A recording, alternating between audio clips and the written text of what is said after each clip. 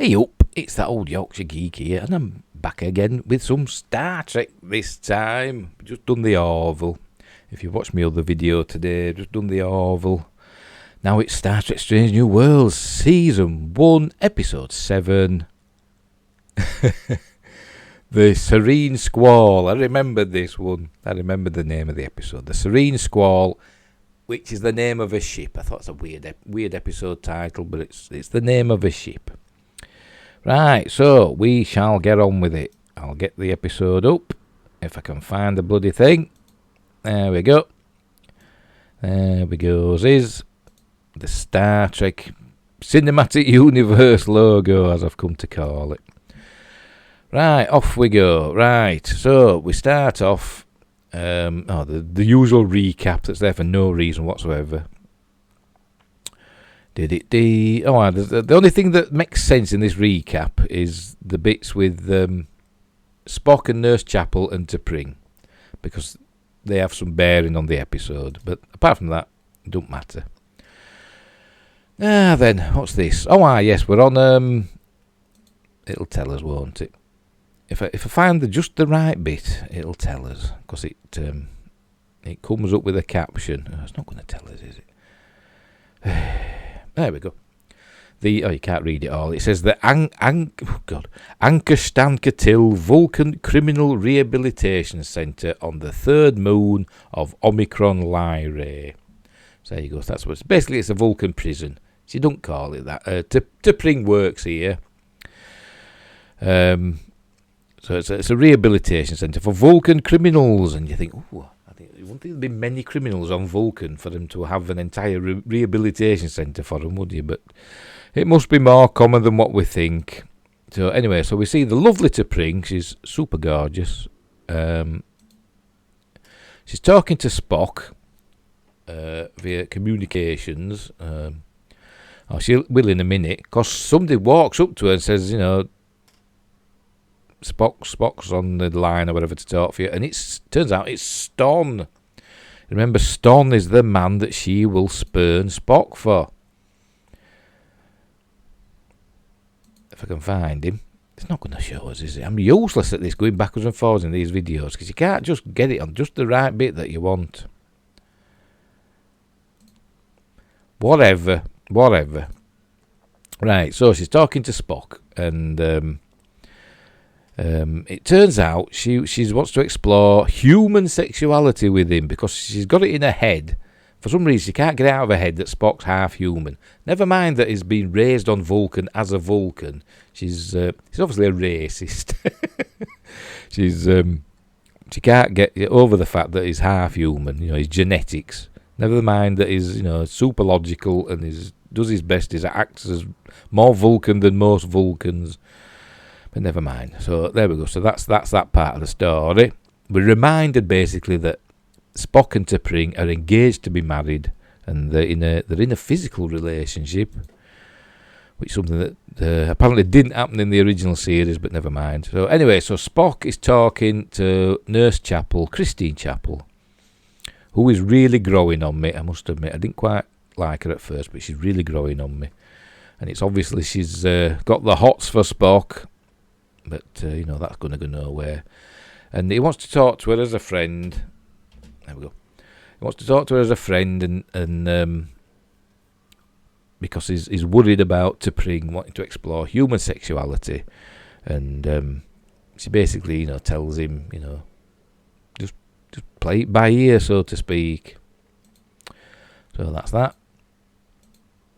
Right, so anyway, we're at a dinner now. It's like an official dinner. There's this woman here, I can't remember her name, but she's played by an actor called Jesse James Keitel. Well, you've got to say actor these days, haven't you? But she's non-binary. So I think basically she was born a man, but she identifies as a woman. She goes by, she. I looked her up on Wikipedia to make sure. So she goes by, she, her pronouns, so she's a woman in her brain. Anyway, she's playing this but that's just the actor. That's not the character. I think is supposed to be a woman. So there you go. So she's playing this a counsellor. She says she's a counsellor that's started working with like colonies outside the Federation. I don't know what all this is about. Oh, you can't really see it there, but never mind. She's got this like a tattoo on her face, and she's millions of earrings in. I don't know what that's all about. It doesn't explain it, but never mind. So in this dinner, she has a little joke with Pike about him being a Boy Scout, and number one says, "It's in your record. It's in your file, Captain." And he went, "What is it? I'm not a Boy Scout." But yeah, he is. And then I think she's having the joke there. Anyway, apparently they're going to look for these colony ships that have disappeared. I think there were 3 of them. And she thinks pirates have intercepted them. And so the Enterprise, is going to see what they can do. So basically that's that. She seems very likeable, by the way. She's a good actress, and she plays a good role in it, a good part in this episode, as we'll see later on. So that's it. Super duper. Right, so the head for the area in space where the colony ships are supposed to be, and they just find debris. But just enough for debris for 2 of the ships. It's like an asteroid field that they're in. So Ortegas flies the Enterprise, through this precarious asteroid field. He thinks she's in the Millennium Falcon. Anyway, so they head through there, and we see, there we go, there's obviously some sort of tracking device. Anyway, then we get the credits. So all is not as it seems. Then what happens? Her and Spock have a little chat. And that's about it, really. Right, she'd been working out. There were loads of music coming from her quarters, and it turned out she'd been working out to this music. She got this necklace there. That comes in later on. She keeps hiding it under her clothes. There you can see it there. Look, that necklace there. That comes into play later on the episode at the very end. Well, near the end. There's Enterprise going through the asteroids. We're going to find the debris in a minute.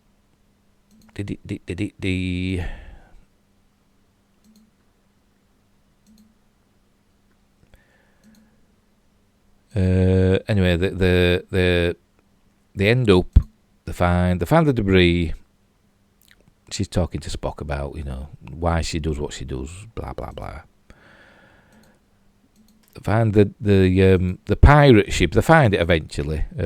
Ortegas flies them through manually through the asteroid field, and they find the pirate ship, which is called the Serene Squall. And there it is. This is one of the. They find the other colony ship first, but then they find the pirate ship after. Or whatever. Anyway, they beam aboard this colony ship. This might be the pirate ship. I can't remember. Whatever. They beam on board in their combat gear. But she looks about. She's about to do a little dance, doesn't she? There we go. But it's a ruse, and they get captured, and they end up in a cage. Look. And the colonists are the pirates. Spoilers, it turns out later on that there were no colony ships, and this is just a pirate ship. This is the Serene Squall. And it's got an Orion in charge who Pike assumes is the captain. He tells his name, but I can't remember what it is. The pirates... When the landing party, they don't call them away teams, do they? When the landing party beamed over to the ship, obviously they're to lower the shield, so while that happened, pirates beamed aboard, and they take over the Enterprise, and fisticuffs ensue, and phasers and stuff, but the pirates overpower the Enterprise crew a bit too easily, if you ask me, but never mind. I mean, how many crew is on this Enterprise? I mean... In the cage, it were 200 and something, wasn't there? In the original series, it were 400 and something. So you wouldn't think of a few, malnourished pirates would be able to overpower a well-trained Federation crew, Starfleet crew. But they do. Anyway, this is the pirate captain, in quotes. I'm doing quotes, you can't see it. He's the one that's ostensibly in charge, and apparently he's not very good at cooking. He just gives them gruel all the time, his crew. So Pike decides to cook for them. After they beat him up a bit, he says he'll cook for them. Because obviously we've seen in previous episodes he's a good cook. So he does that. He cooks them some grub. And so all the crew start to like him. So when Pike's put back with the others, he says this is a whatever scenario, and number one says, we're going to start a mutiny, are we?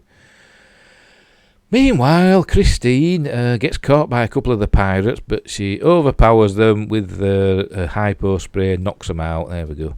Uses the hypo spray on them.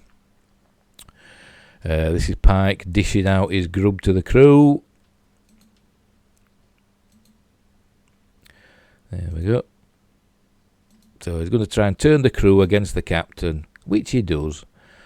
Meanwhile, Spock and her name ends up being Angel. I can't remember the name of the character that she's going by now, but by the end of the episode she's called Angel. That's just a bit of a spoiler. All is not as it seems. So they go to engineering, where they find Christine Chapel. In a minute, but this is more the Enterprise, the landing party. I think the Enterprise crew, a lot of them have been sent over here as well. I think that's what they say. But so they're gonna foment a mutiny among the pirate crew because Pike gave them something nice to eat. But whatever. Spock and Angel end up in engineering, and they find that Christine's already there. She's knocked out the pirates that were there. There mustn't have been many, with her hypo spray, but she can't get into the ship systems because somebody, whoever were there, locked out the command codes. I can't remember who it was now, but somebody did. It might have been Spock, I don't know. Anyway, Spock allows access to the ship's computer and transfers all commands to the bridge, all access to the engineering. And so, but then they find that the systems have been rerouted back to the bridge, and it turns out she's a baddie. She's a baddie. She is the actual captain. She's Captain Angel of the Serene Squall. She was never been a counsellor for the Federation or anything like that. And they ask her what happened to the real, whatever her name was, and she said, I don't know. She don't know. So there you go. So I don't know how this this ruse got by a Federation crew. You'd think they'd look her up, wouldn't you? They'd be in the records, but apparently not. Excuse me, get a drink of water. But never mind. Anyway, it turns out she's got a lover who's in custody at that Vulcan rehabilitation centre we saw earlier on, where T'Pring works, and she must know all this because she's going to use Spock as a bargaining chip, as a prisoner exchange, basically. She wants somebody released from the Vulcan place, or she'll kill Spock, and she's, hoping that T'Pring won't allow that to happen. So, pardon me. So they get her on the, there we go, get her on the view screen. But Spock has got a plan, and he does a ruse, and he tells T'Pring that he's in love with Christine, and that he wants to break their bond of matrimony or whatever. So they do that, so that she's not going to release the prisoner. So they're like, oh well, whatever. But that's that bit for that, really. They've bluffed her, and it worked. And the upshot is that a Vulcan ship arrives. Oh, this is when he does that, I think. Vulcan ship arrives with T'Pring on board. They got there quick, didn't they?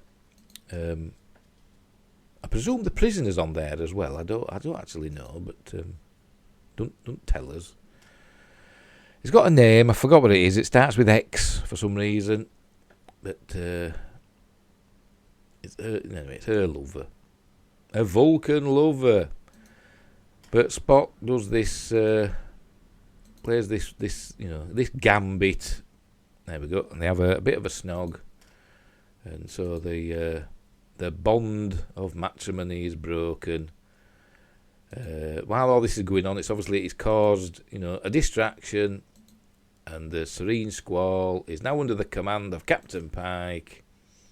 They've taken the bridge, and they're using their command codes to lower the shields on the Enterprise and all that, and to stop them doing stuff. So she basically leaves her crew behind and beams away. She uses that. That's obviously some automatic transporter. There we go. I'll show it now.